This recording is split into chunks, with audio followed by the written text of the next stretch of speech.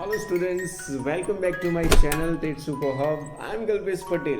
વિદ્યાર્થી મિત્રો આજે આ થર્ડ પાર્ટ 3 એટલે કે થર્ડ વિડીયો છે યુનિટ 2નો અને આપણે થર્ડ વિડીયોમાં જે મેઇન ટેક્સ્ટ છે હવે કમ્પ્લીટ કરીશું. આગળના બે ભાગ ઓલરેડી આપણા ડન છે. જો એ જોવાના બાકી હોય તો ચેનલમાં જઈને જોઈ લેવા. ચાલો થર્ડ પાર્ટની શરૂઆત કરીએ. અધૂરી story, right?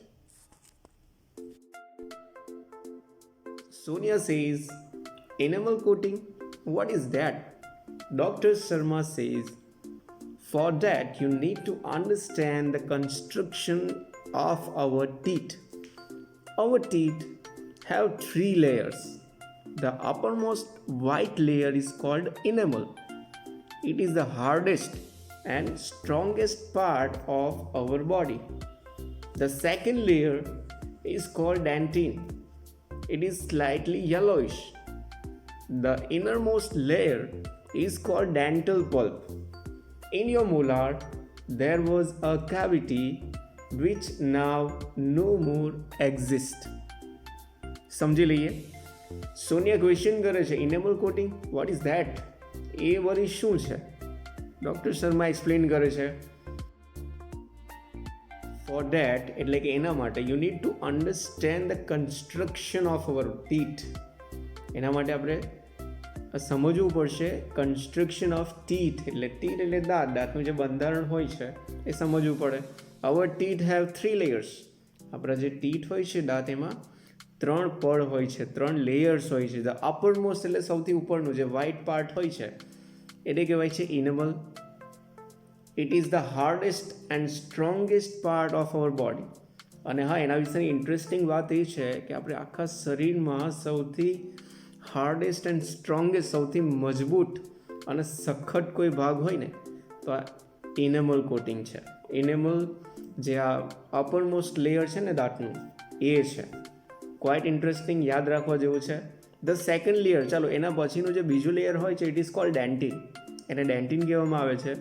It is slightly yellowish અને એ થોડું પીળાશ પડતું હોય છે. ધ ઇનર મોસ્ટ એટલે સૌથી અંદરનું જે લેયર હોય છે it is called dental pulp. એને કહેવામાં આવે છે ડેન્ટલ પલ્પ. ચિત્રમાં તમે જોઈ શકો છો. In your molar there was a cavity which is now no more exist. તારા મોલારમાં કેવિટી હતી જે હવે એક્ઝિસ્ટ નથી, મતલબમાં હવે નથી, એ સારી, એ ક્યોર થઈ ગઈ છે. સોનિયા પૂછે છે મોલાર વોટ ઇઝ ઇટ? આ વરી શું? ડૉક્ટર શર્મા એક્સપ્લેન કરે છે, પહેલાં વાંચી જઈએ. It's the kind of teeth. Look at the chart. there are two types of teeth. Deciduous teeth, also known as milk teeth, and second, permanent teeth. Deciduous teeth are usually 20 in number and they shed one by one after growth. Thereafter, new permanent teeth come up. They are usually 32 in number. સમજી લઈએ. Molar વિશે ખ્યાલ નથી. સોની અને doctor Sharma સમજાવે છે. It is a kind of a teeth. એ દાંતનો એક પ્રકારનો દાંત છે. Look at the chart. આ ચાર્ટમાં જો there are two types of teeth. મુખ્ય આપણે દાંતના બે ભાગ પાડવા હોય તો એ આ રીતે પડે. ડિસિડ્યુઅસ ટીથ, જેને મિલ્ક ટીથ આપણે કહીએ ને, દૂધિયા દાંત, એ અને બીજા પરમેનન્ટ ટીથ. તમને ખ્યાલ જ હશે કે ભાઈ આપણે નાના હોઈએ ત્યારે જે દાંત આવે ને દેટ ઇઝ ડિસિડ્યુઅસ યા તો મિલ્ક ટીથ. એને મિલ્ક ટીથ કહેવાય, જે સમય જતાં શેડ એટલે પડી જાય અને પછી એની જગ્યા પર જે આપણે મેચ્યોર બનીએ અને પછી જે ટીથ હોય આપણા પરમેનન્ટ, એને પરમેનન્ટ ટીથ કહેવાય, જે આપણા લાંબો સમય આપણને સાથ આપે. હવે જે ડિસિડ્યુઅસ ટીથ છે એ યુઝલી 20 નંબર, એનો અંક આપણે અંદાજિત 20 જેટલા હોઈ શકે. એમ દે શેડ વન બાય વન, અને એક પછી એક એ શેડ એટલે પડતા જાય આફ્ટર ગ્રોથ. જેમ જેમ આપણે મોટા થઈએ ને તેમ તેમ એ પડતા જાય. અને there after new permanent teeth come up. Permanent teeth આવે એની જગ્યા ઉપર. અને જનરલી આપણે કહેતા જોઈએ કે કેટલા હોય? યા તમે સાચા છો, એ 32 એટલે કે 32 હોય. ચાલો આગળ વધીએ. Sonia says, yes, I also have 32 teeth, but they all are not the same. Dr. Sharma says they are different in shape, size and functions. There are 4 incisors, 2 canines, 4 premolars, and 4 or 6 molars in each jaw. સમજી લઈએ. સોનિયા કહે છે આ વાત સાંભળીને, yes I also have 32 teeth. હા, મારે પણ 32 દાંત છે, but they all are not the same. પણ એ બધા સરખા નથી, સેમ નથી. ડૉક્ટર શર્મા સમજાવે છે તે આર ડિફરન્ટ, તે અલગ અલગ છે ઇન શેપમાં, સાઇઝ, એના કદમાં, અને ફંક્શન્સ. મેઇન ઇમ્પોર્ટન્ટ ફંક્શન્સ એટલે કાર્ય. તો દરેકનું કાર્ય હોય છે આપણા મોઢામાં જે દાંત હોય છે એનું. There are 4 incisors, 4 incisors હોય આગળના હોય, 2 canines જે કોર્નર ઉપર હોય સાઈડમાં, 4 premolars એટલે દાઢની આગળની નાની દાઢ હોય તે, અને 4 or 6 molars અને 4 કાં તો 6 એ આપણે દાઢ કહીએ છીએ ને એ હોય. ઇન each jaw એટલે each એટલે જબડું, ઉપર અને નીચે 2 જબડામાં આ પ્રમાણે ગોઠવણ હોય છે. આગળ વધીશું. Sonia says, can I ask you a few questions about my friend's dental problem? Dr. Sharma says, oh sure dear. Sonia પૂછે છે, Sonia asked, Pooja, one of my classmates slipped off a staircase and she has some fractured teeth. What should she do? Now, Sonia હવે doctor શર્માને પૂછે છે, can I ask you few question about my friends dental problem. મારી એક friend છે, એના dental problem વિશે તમારી સાથે હું પ્રશ્ન પૂછી શકું? ડૉક્ટર શર્મા જણાવે છે, શ્યોર, ચોક્કસથી, કેમ નહીં.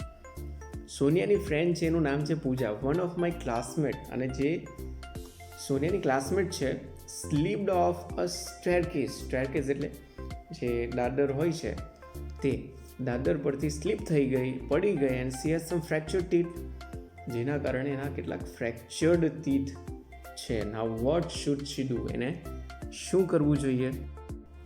આગળ વધીએ. Doctor Sharma says, well, she needs to consult a dentist. After examining her teeth, the dentist will suggest the restoration of the teeth with light cured composite filling material. Sonia says, okay, I have another friend named Dhara. She has uneven growth of teeth. Her teeth are not properly grown. She feels very embarrassed at times. Any advice for her? સમજી લઈએ. પહેલાં doctor Sharma advice આપે છે જે ફ્રેક્ચર્ડ teeth છે એની ફ્રેન્ડને, એના માટે કહે છે, well, she needs to consult a dentist. Need એટલે જરૂરિયાત હોવી, કન્સલ્ટ એટલે સલાહ લેવી. ડેન્ટિસ્ટની સલાહ લેવી જોઈએ. આફ્ટર એક્ઝામિનિંગ હર ટીથ, એના દાંતને એક્ઝામિન કર્યા બાદ, તપાસ્યા બાદ, the dentist will suggest the restoration of the teeth. Restoration એટલે પુનઃનિર્માણ, જે ફ્રેક્ચર્ડ ટીથ છે એને સાજો કરવા માટે. અને એના માટે મટીરિયલ જે યુઝ થાય છે એનું નામ આપેલું છે લાઇટ ક્યોર્ડ કોમ્પોઝિટ ફિલિંગ મટીરિયલ. એની મદદથી જે ક્રેક્ડ અથવા તો ફ્રેક્ચર્ડ ટીથ હોય છે એને સારો અથવા સાજો કરી શકાય છે. સોનિયા કહે છે, okay, I have another friend, મારે એક બીજી પણ ફ્રેન્ડ છે, એનું નામ છે ધારા, અને એનો પ્રોબ્લેમ શું છે? She has uneven growth of teeth. એના દાંત છે એ પ્રોપરલી ગ્રોન થયા નથી. અનઇવન એટલે આગળ પાછળ છે. Her teeth are not properly grown, વ્યવસ્થિત રીતે ગ્રોન એટલે ઉગ્યા નથી. She feels very embarrassed at a times, અને જેના કારણે ઘણું બધી શરમ અનુભવે છે. એની એડવાઇસ ફોર હર, એના માટે કોઈ સલાહ? આગળ વધીએ. Doctor Sharma says, no one should feel embarrassed about physical deformity. Her problem is called crowding. Now, there is a solution for this problem also. The patient has to go for an orthodontic treatment. The braces will bring her teeth in proper alignment. Doctor Sharma solution આપે છે કે નો one should feel એમ્બેરેસ્ડ. એમ્બેરેસ્ડ એટલે શરમ અનુભવવી, કોઈએ પણ શરમ ના અનુભવવી જોઈએ about physical deformity. Here the highlighted word physical deformity means શારીરિક કંઈક ખામી હોય, ખોટખાપણ હોય એની વાત છે, કે એના માટે કોઈ શરમ ના અનુભવવી જોઈએ. હર પ્રોબ્લેમ ઇઝ કોલ્ડ ક્રોડિંગ. એનો જે પ્રોબ્લેમ છે એને ક્રોડિંગ કહેવામાં આવે. And there is a solution. અને હા, આ પ્રોબ્લેમનું સોલ્યુશન પણ છે. The patient has to go for an orthodontic treatment. અને એની જે ટ્રીટમેન્ટ છે એને સીધા કરવા માટેની એને કહેવાય છે orthodontic treatment. The braces will bring her teeth in proper alignment. Proper alignment એટલે યોગ્ય ગોઠવણમાં એના જે દાંત છે એ બ્રાસીસની મદદથી આવી જાય છે. ચિત્રમાં તમે જોઈ શકો આ પ્રમાણે બ્રાસીસ એ સેટ કરવામાં આવે છે દાંતની સાથે, જેના કારણે અમુક સમય બાદ એના જે દાંત હોય છે એ સીધા અલાઇનમેન્ટમાં એટલે યોગ્ય ગોઠવણમાં આવી જાય છે. આગળ વધીશું. Sonia says, should I ask her to see you? Dr. Sharma says no. She will have to consult an orthodontist. Sonia says, thank you very much for your valuable suggestions. Indeed, dental science has advanced a lot. I will ask her to consult an orthodontist. Now I'm thinking of taking up a project on dental health because we have to work on a project in science, and I think this is a very useful topic. Sonia Sharma doctor શર્માને પૂછે છે, should I ask her to see you? શું એને તમને મળવાનું કહું? SEE એટલે અહીં અર્થ લેવાનો છે મળવું.